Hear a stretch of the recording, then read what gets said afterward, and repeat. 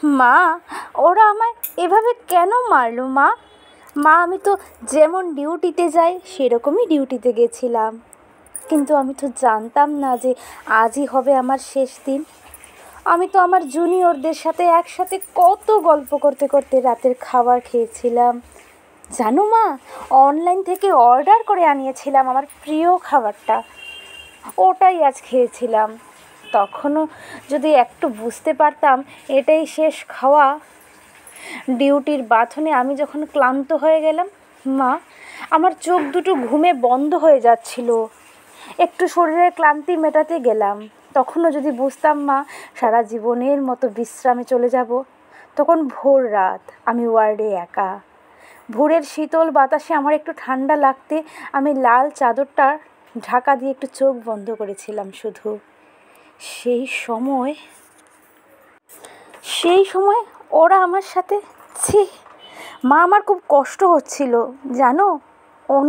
অনেকবার আমি বারণ করেছিলাম, চিৎকার করেছিলাম, বাঁচাও বাঁচাও, কেউ আছো, আমাকে বাঁচাও। কিন্তু কেউ আমার চিৎকার, আমার আর্তনাদ শুনতে পায়নি জানো তো মা। আর ওরা আরও পশুর থেকেও বিচ্ছিরি ব্যবহার করতে লাগলো, খেলতে লাগলো আমাকে নিয়ে ওরা। আমি ওদের হাতে পায়ে পড়লাম জানো তো। আমি এটাও বললাম যে আমাকে ছেড়ে দাও, দয়া করে ছেড়ে দাও, আমি কাউকে কিচ্ছু বলবো না, আমাকে যেতে দাও। কিন্তু ওরা আমায় তোমার কাছে যাওয়ার সুযোগ করে দিল না তোমার কোলে শেষবারের মতো মাথা রাখতে, দিল না শেষবার তোমার হাসি ভরা মুখটা দেখার সুযোগ, দিল না বাবার স্বপ্নে তার রাজকন্যার বড় ডাক্তার হওয়ার কাহিনীকে সত্য করতে। আমার গলা টিপে ধরে, নিজেদের সর্বশক্তি দিয়ে আমার গলা চেপে ধরে, জানো মা, আমি অনেক চেষ্টা করেছিলাম বাঁচার, কিন্তু হয়তো আচ্ছা ভগবানও চাননি যে আমি হয়তো বেঁচে থাকি। ওই পশুদের শক্তির কাছে আমি হেরে যাই, আমার গলার হাড় ভেঙে যায়। ওরা আমায় ওভাবেই ওখানে ফেলে রেখে চলে যায়, ওই বিবস্ত্র অভাবে। সকালে সবাই আসে, কিন্তু এ কি, আমি কারোর সাথে কথা কেন বলতে পারছি না?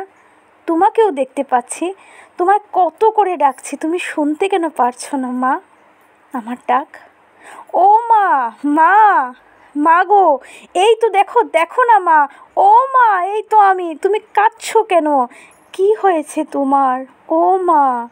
দেখি মা সামনে একটা লাশের দিকে তাকিয়ে হাউ মাউ করে কাঁদছে। লাশটার মুখ দেখতে পেয়ে আমি শিউরে উঠি। এ কি, এটা যে আমারই নিথর দেহ, আমি কি তবে মারা গেছি? আমিও কাঁদতে শুরু করলাম। সবাই আমার এই মৃত্যুতে শোকাহত।